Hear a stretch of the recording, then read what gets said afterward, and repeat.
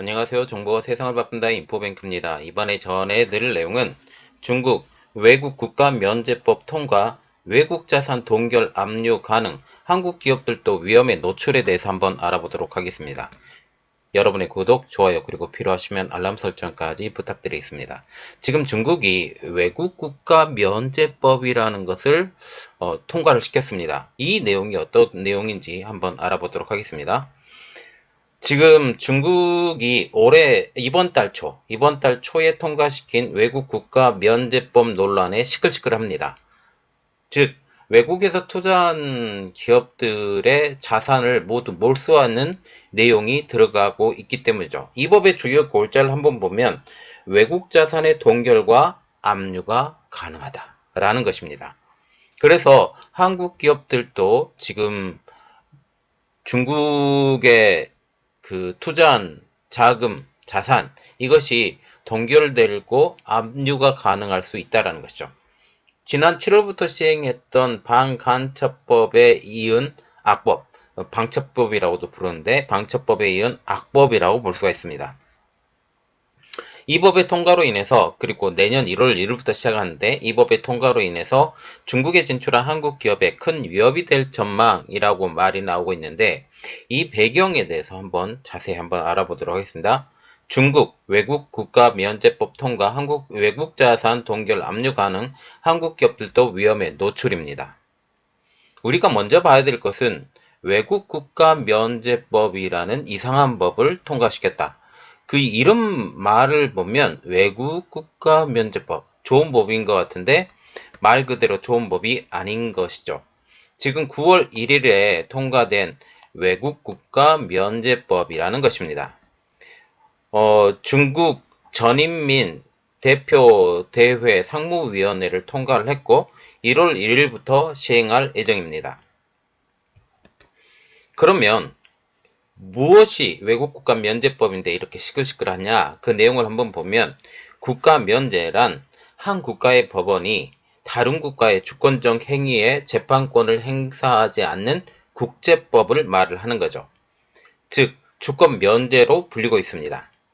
중국의 외국 국가 면제법은 외국 국가의 중국 내 활동을 경우에 따라 중국 법원의 적용을 받는다라는 것입니다.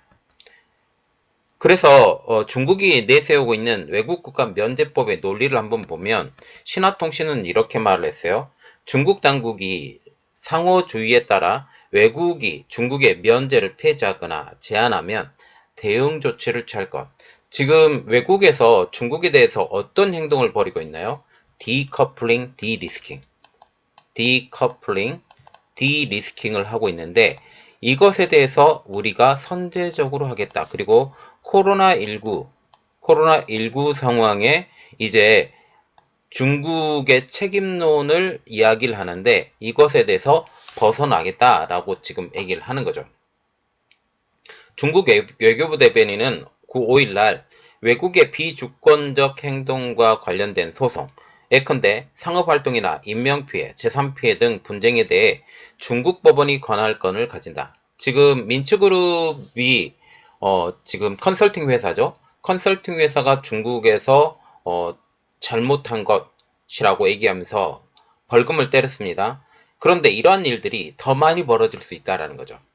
외국의 상업활동과 관련된 자산에 대해서도 강제적인 조치가 필요하다. 여기서 봐야 되는 것은 이제 자산도 외국 기업을 압박하는 것뿐만 아니라 자산도 뺏겠다라고 지금 얘기가 나온다라는 것이죠.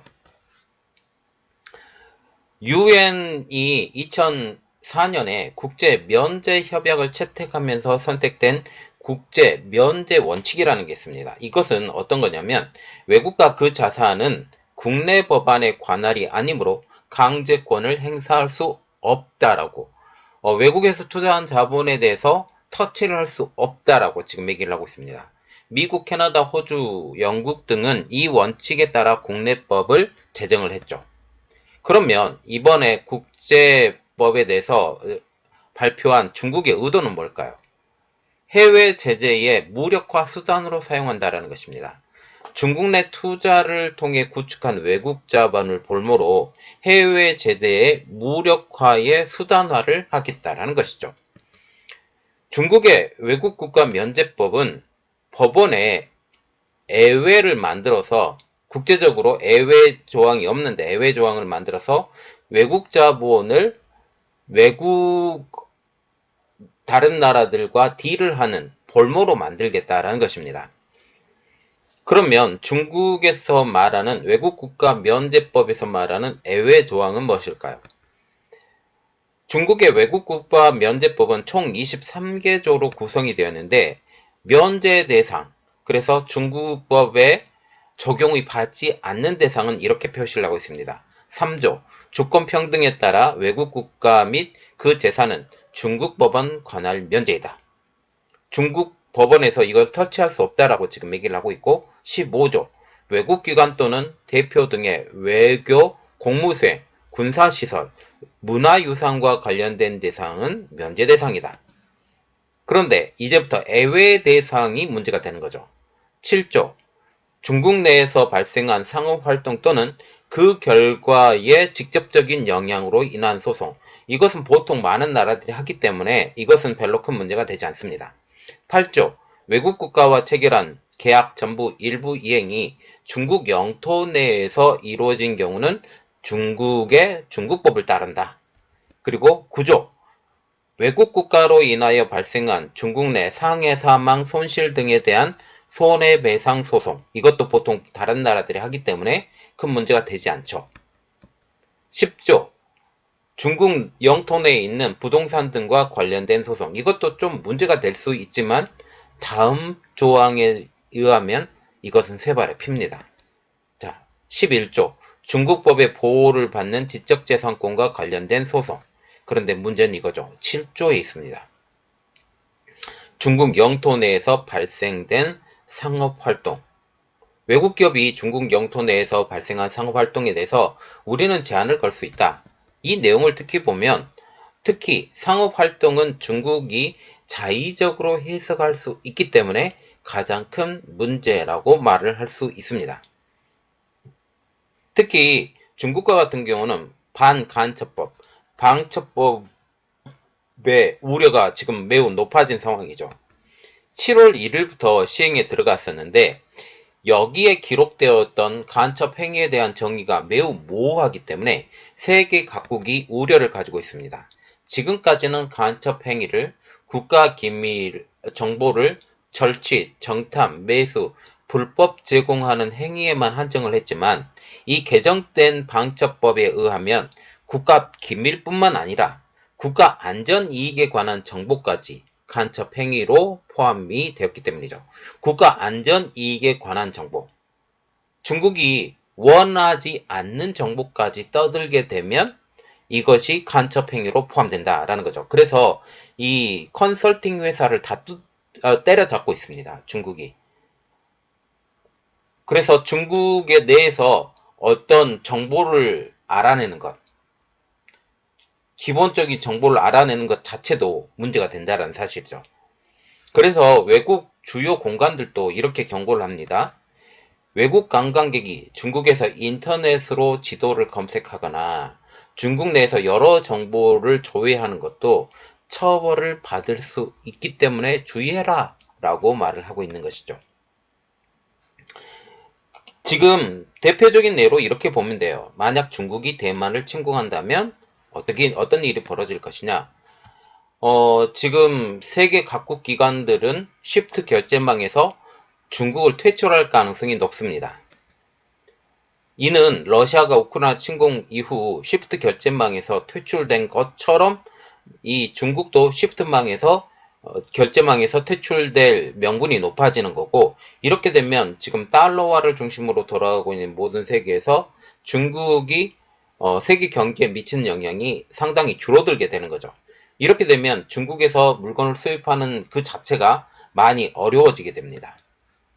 그런데 중국이 이 외국 국가 면제법을 무기로 이 쉬프트 결제망의 퇴출을 무력화시킬 수 있다는 말이 나오고 있어요. 외국 국가 면제법 제21조를 보면 외국 국가가 중국에 부여하는 면제 대우가 이 법의 규정에 미치지 않는 경우 중국은 상호주의를 실시한다. 여기서 우리가 눈여겨봐야 될 것은 바로 상호주의라는 것입니다. 너희가 한 만큼 우리도 다른 제한을 걸겠다 라고 말을 하게 되는 거죠. 신화통신도 이렇게 말을 하고 있습니다. 상호주의라는 구실로 외국이 중국의 면제를 폐지하거나 어떤 다른 제재를 가하거나 제한을 하게 되면 대응 조치를 취하겠다라고 신화통신이 바로 엄포를 놓게 되는 것이죠. 결국 상호주의라는 구실로 외국 자산 약탈을 염두에 둔 포석이라는 게 많은 전문가들의 분석입니다. 특히 전문가들의 시선으로 보면 이 법은 이렇게 표현이 되는 거죠. 중화권 전문가들의 분석입니다. 외국이 중국의 국제질서 교란 행위에 대해 제재를 가하면 중국은 상호주의 원칙을 내세워 중국 내 외국 자산을 몰수하기 위한 법적 근거를 마련한 것이다 라고 분석을 했습니다. 리젠핑 베이징 전직 변호사이자 국제법 전문가는 지금 이렇게 말을 했죠. 이 법은 거액의 배상 소송을 피하려는 것. 코로나19 발생 후 많은 미국 기관과 개인이 중국을 상대로 소송을 제기한 상황이라고 지금 얘기를 하고 있으면서 이 때문에 거액의 배상금이 발생할 수도 있다.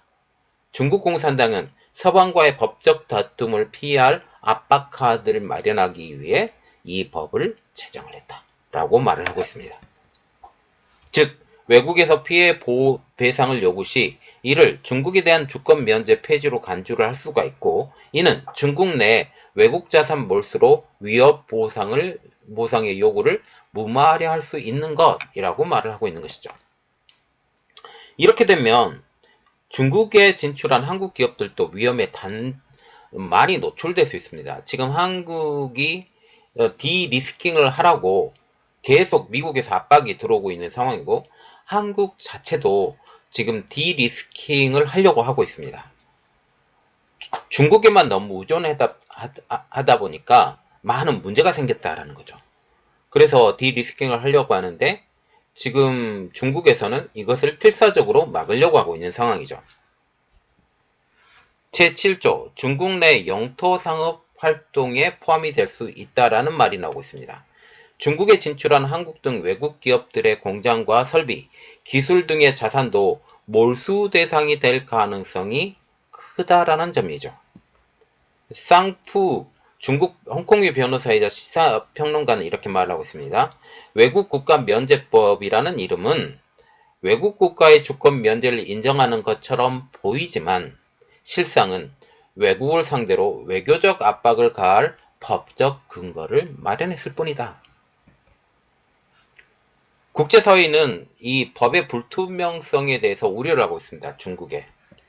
그래서 베라 줄로바 EU 디지털 최고 담당자는 18일 베이징에서 열린 EU 중국 디지털 대화에서 장궈청 부총리에게 이렇게 말을 했죠. 중국은 불투명하고 예측할 수 없는 법률이 있는데 이것이 외국 기업들에게 악재가 된다. 중국의 법률 용어의 정의는 매우 불분명하고 특히 중요한 데이터가 무엇인지에 대한 정의가 부족하다. 너무 방대하게 두루뭉실하게 이 제한을 걸어버렸기 때문에 어떤 데이터를 우리에게 정말 필요한 데이터임에도 불구하고 이게 국가 안보에 대한 데이터라고 다 걸어버리면 문제가 생길 수도 있다라고 말을 하게 된 거죠.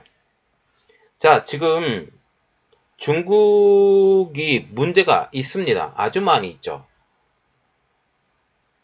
방첩법을 비롯해서 중국에 대한 허들이 높아져 가고 있고 이 이야기를 하는 이유는 한국의 지금 반도체, 특히 SK하이닉스와 삼성전자가 D램과 낸드 플래시를 중국에서 만들고 있는데 미국의 입장에서도 여기에서 증축은 하지 말고 돈을 더 투자하지도 말고 지금 현 수준으로 그대로 있어라 라고 말을 하고 있고 전체적인 상황을 보면 한국 기업들이 탈중을 하는 게 맞다라고 전 개인적으로 생각을 하고 있습니다.